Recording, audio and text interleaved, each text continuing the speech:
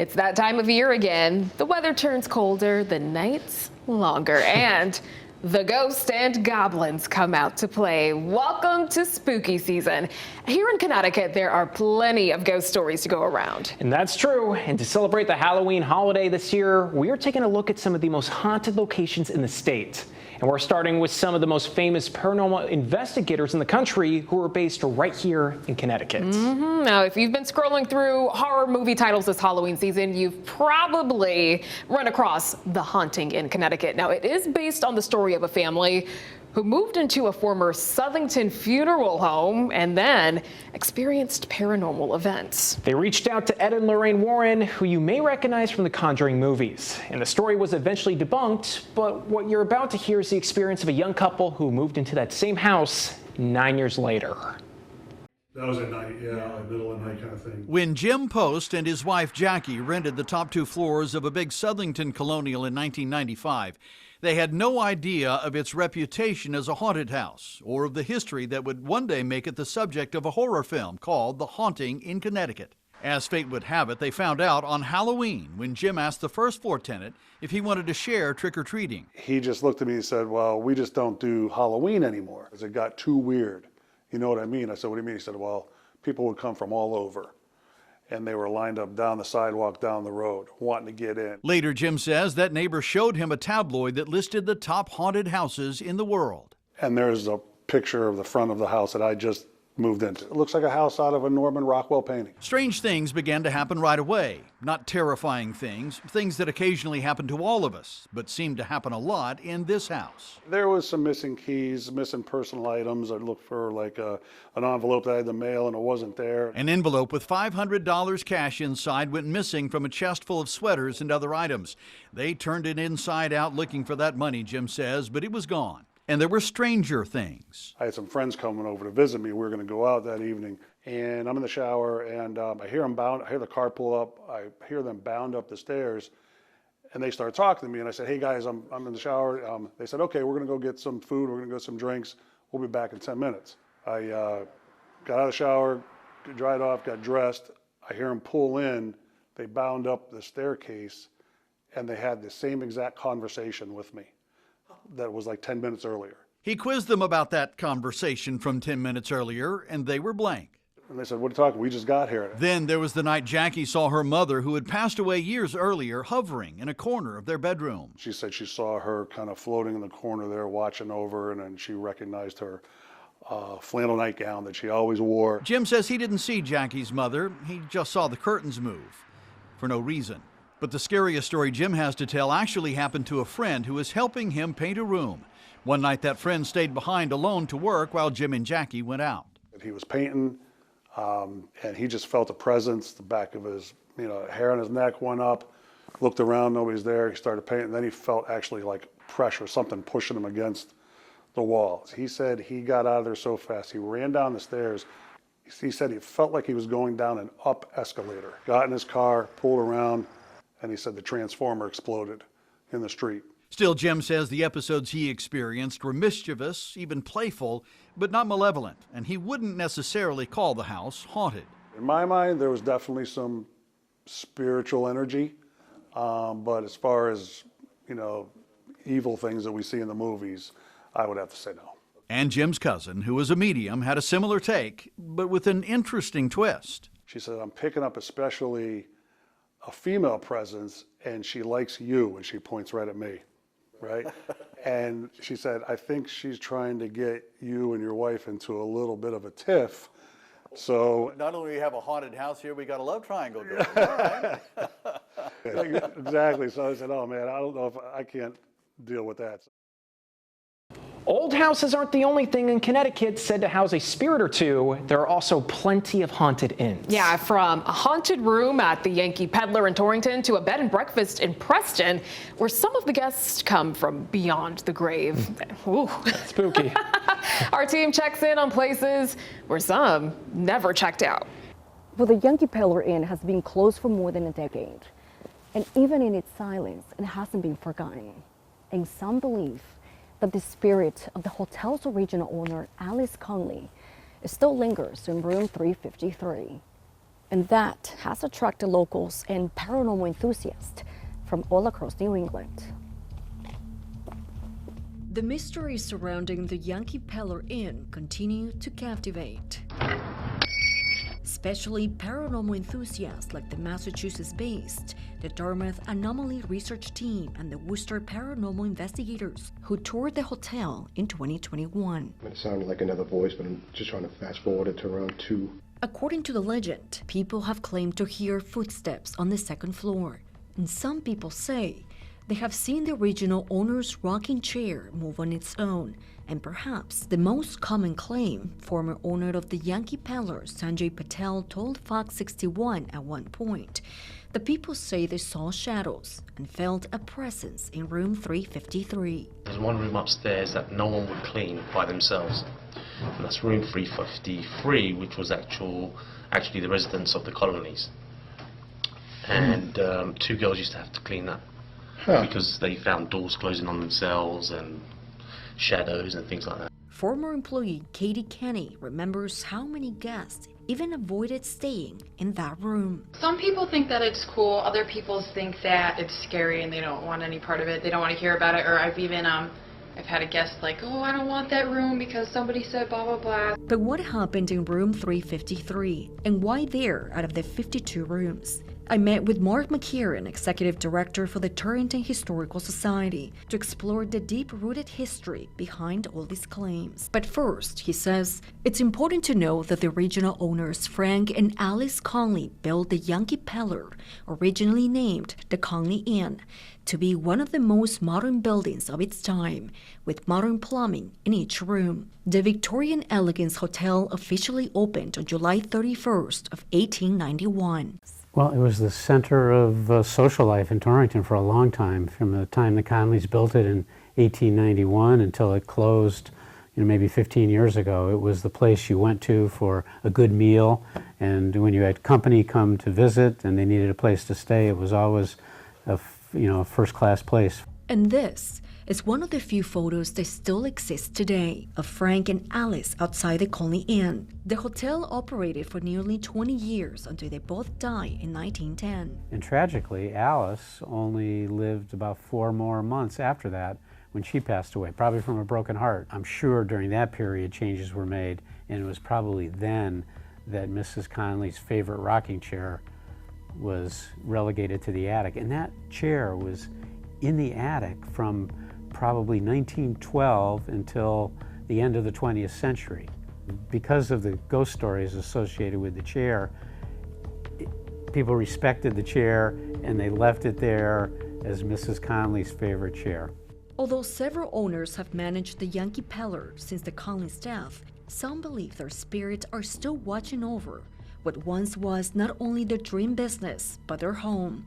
In this video, investigators seem to have caught something on the audio recorder.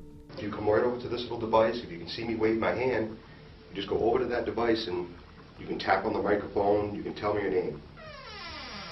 An investigator seemed to have received an intelligence presence after all. I'm going to go back into that spot where I heard you possibly moan.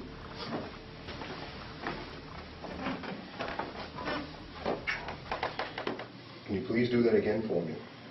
McKieran says the inn is more than just stories. It contains memories and a true legacy that will live on for more decades to come.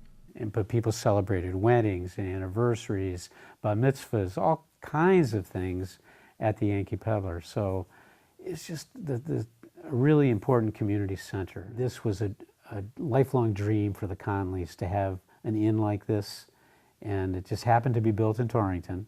And perhaps, their spirits are still there looking over their lifelong dream.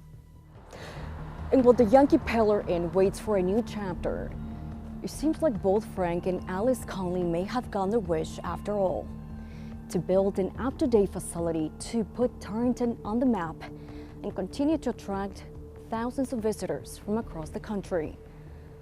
But the difference is, they just may have never left. In Torrington, for Fox 61, I'm Valerie Moravi.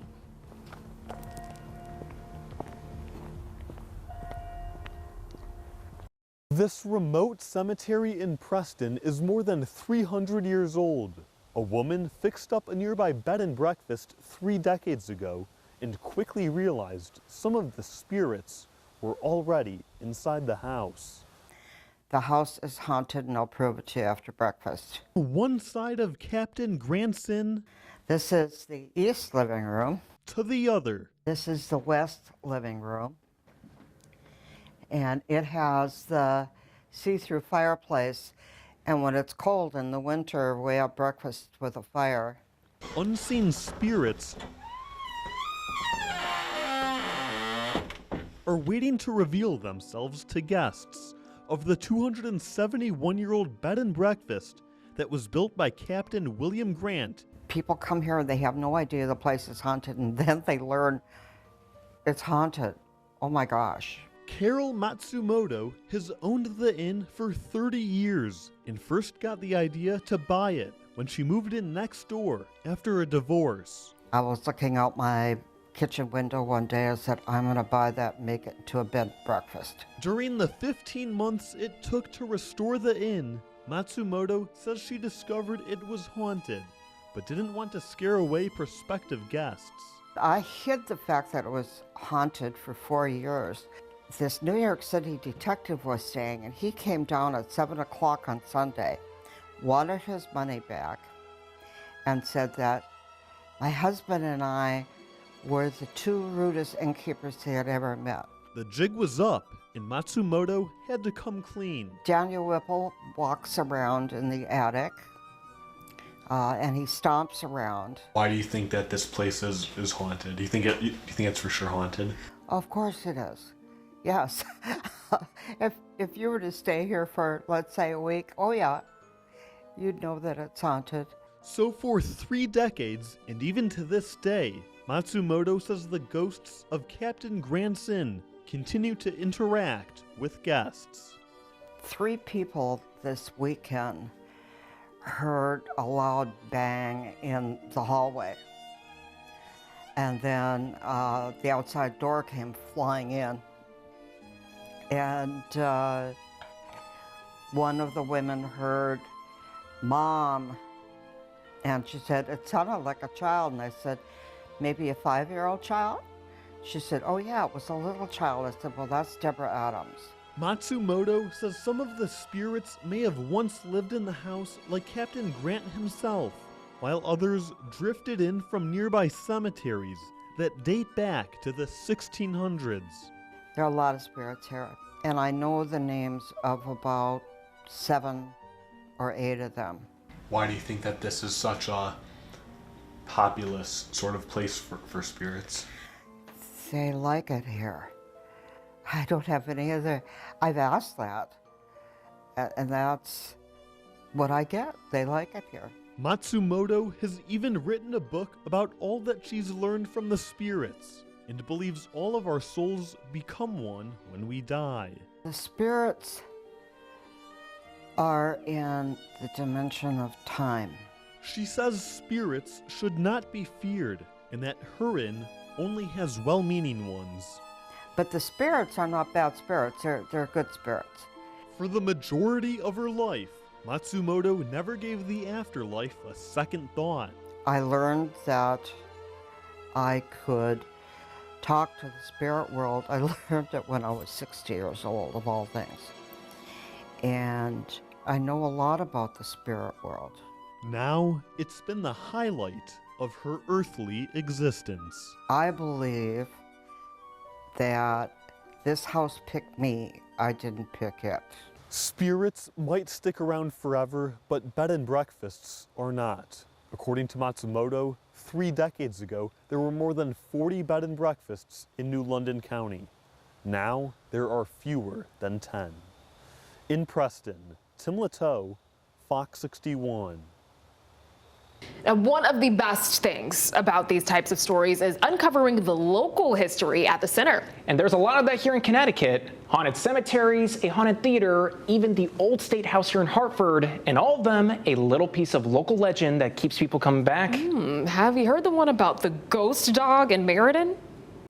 Here in the Hanging Hills of Meriden, the steep and curvy cliffs aren't the only things that frighten hikers. Tales of a black ghost dog also cause them to steer clear. But the people who claim to have seen it are no longer here to tell the tale. So how do we know if it's real or not?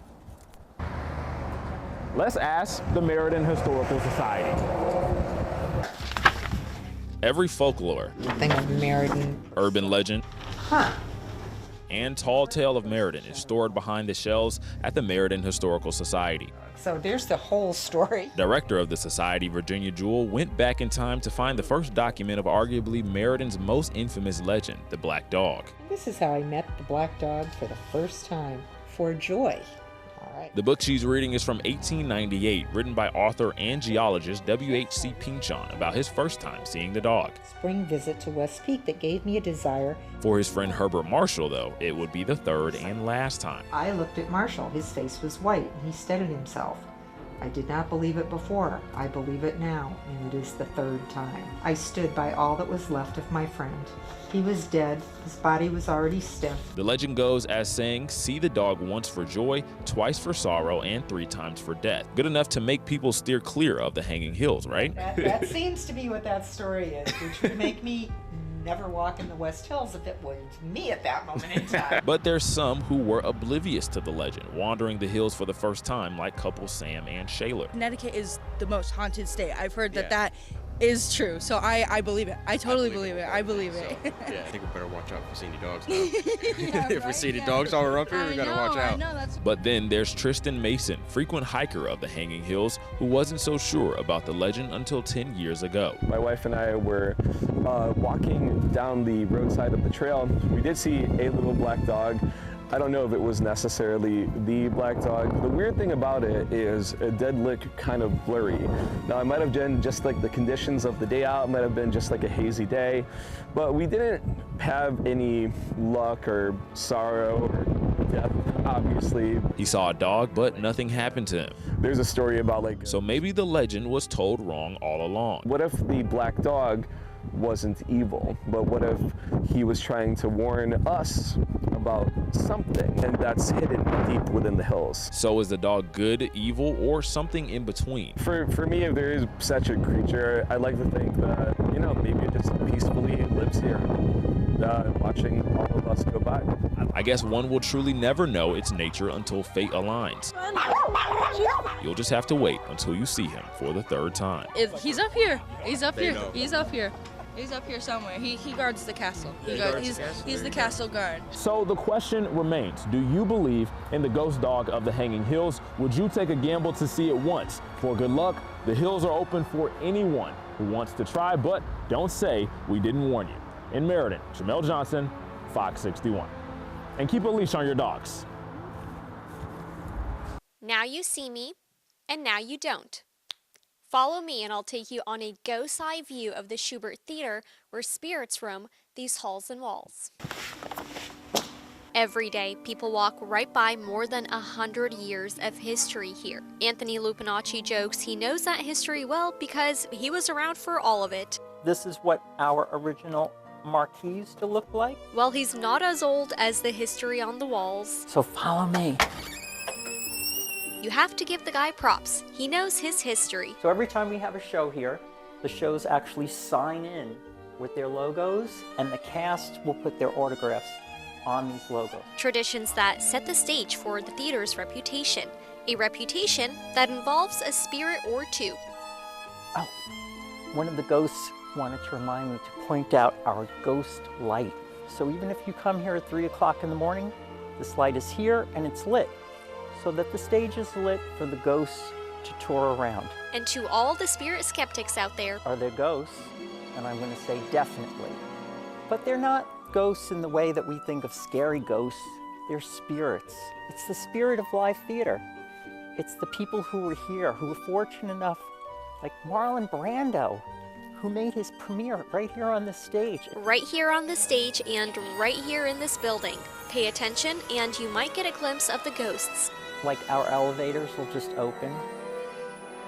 Like you'd be walking through and you'll hear ding. They might startle you, but they don't bother anyone. They come in peace. And Lupinacci says he understands why they can't stay away from the Shubert Theater. How could they not want to come and visit us after all of the wonderful things they experienced right here on this stage? If this stage is where the magic of live theater happens, these walls are where the spirits keep that magic alive. And you can come by to visit the ghosts and see a show while you're here. They have many productions all year round. Reporting in New Haven, Solene Air, Fox 61. The old State House in Hartford is said to be haunted, and I'm here to investigate. It's got 230 years of spooky opportunity and some pretty cool history too. Come on, let's go check it out. No, I'm not the Joe you may have seen in the window of the old State building. That would be a different Joe.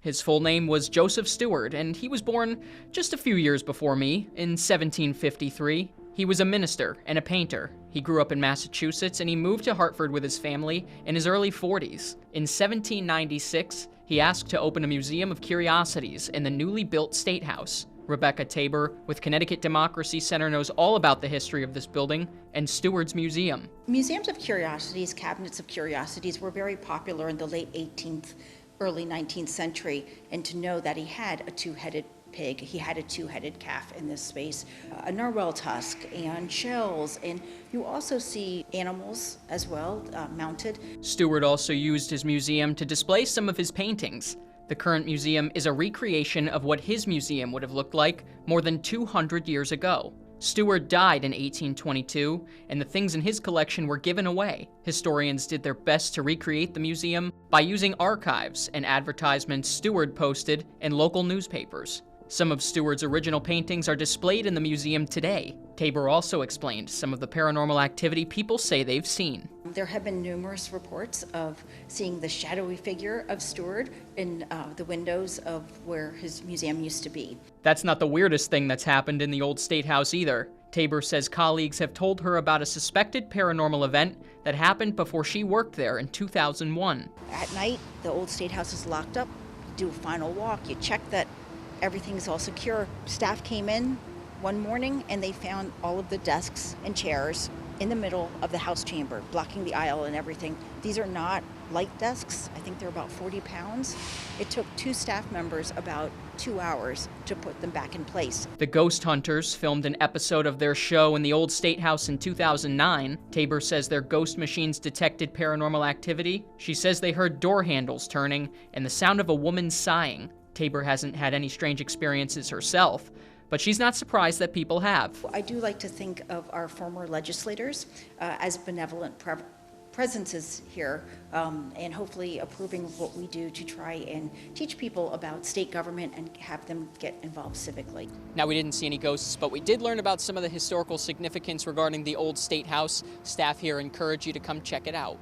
Maybe next time on The Ghosts. For now in Hartford, Joe Monti, Fox 61. Down a small dirt road in Burlington, you may come across an old abandoned cemetery. Now, many of the headstones there have been either vandalized or destroyed completely, including the original headstone of Elizabeth Paulmiter, also known as the Green Lady. If you come down here on a damp and foggy night, you may see her spirit fully formed in a green haze. And if you're lucky enough, she'll smile at you before she disappears. But we don't believe that that's her actual resting place. We believe that the stone that was desecrated on her grave is actually located a little bit away from that actual spot. Burlington Historical Society members Stacy Glastry and James Sanford took us to the Green Lady's resting place. They say this urban legend started as a tragic romance. It's a romantic story, and people love those kind of stories. They love seeing the romance. They experience loss themselves. So it's easy to associate with the lovelorn wife going out after her lost husband and getting lost in the storm. It's a tragedy. The story starts with a spring snowstorm that took people by surprise back in April of 1800. Elizabeth's husband, Benjamin Paulmiter, ran into town to pick up supplies to get his family through the unexpected winter weather. While Benjamin was in town, snow continued to fall at an alarming rate. He chose to stay in town and wait for the snow to let up, and as time passed, Elizabeth began to worry about where her husband was.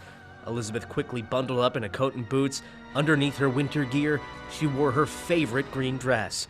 She left her home to search for him, Elizabeth lost her way off the path, not able to see the route in front of her. She slipped, fell, and drowned in the water of a nearby swamp. Now some say her spirit walks the grounds of the Seventh-day Baptist Cemetery, still looking for her husband.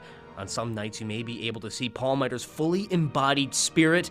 On other nights, she presents as a green mist, or you may see the light from her lantern. Well, there's a lot of claims. You know, people say they've heard disembodied voices. They say they've seen Elizabeth's figure moving in the misty fog in the area. They say they've seen a lantern moving about the area at night, you know, seemingly with nobody holding it. So there's a lot of different claims about what people believe they have seen. On one Halloween night, Burlington native Micah James says he caught a glimpse of Elizabeth Paul Miter.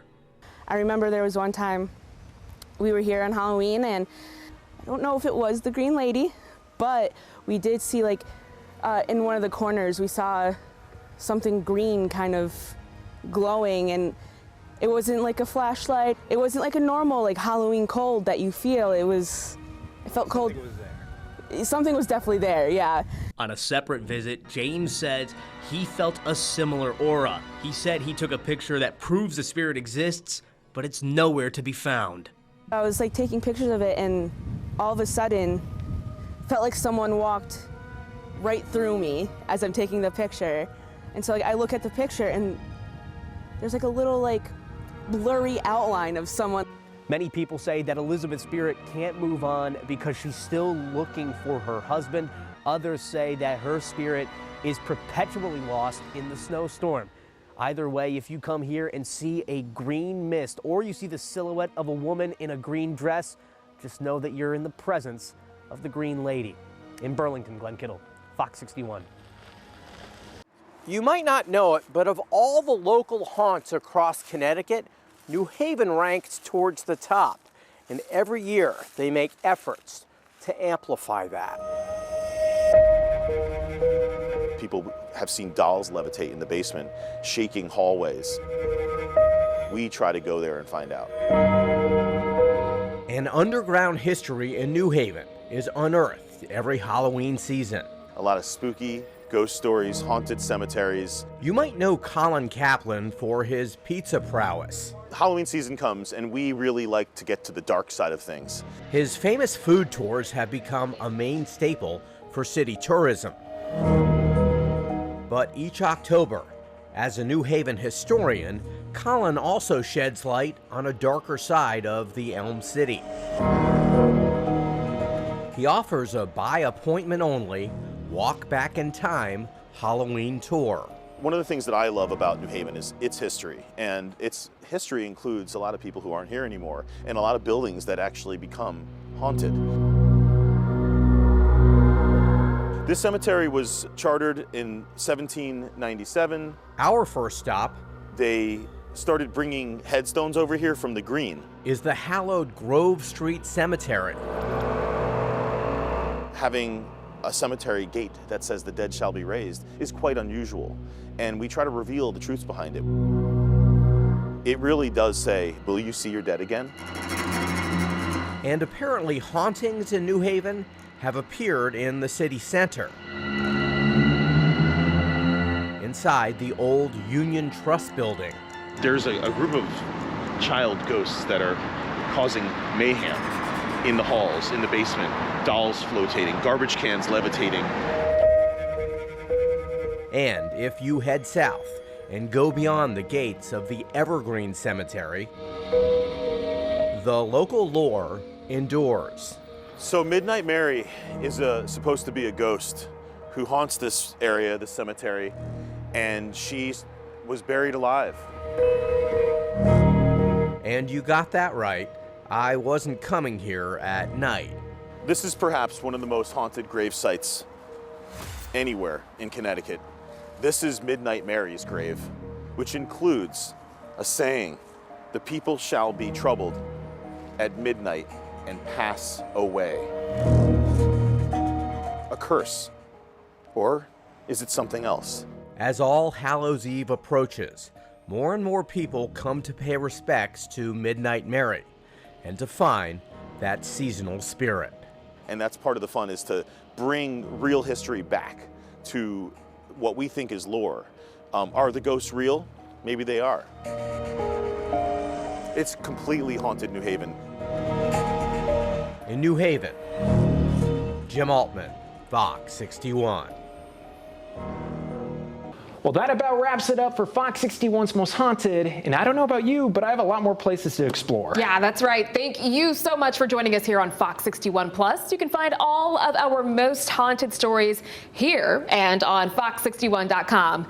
Until next time, happy haunting.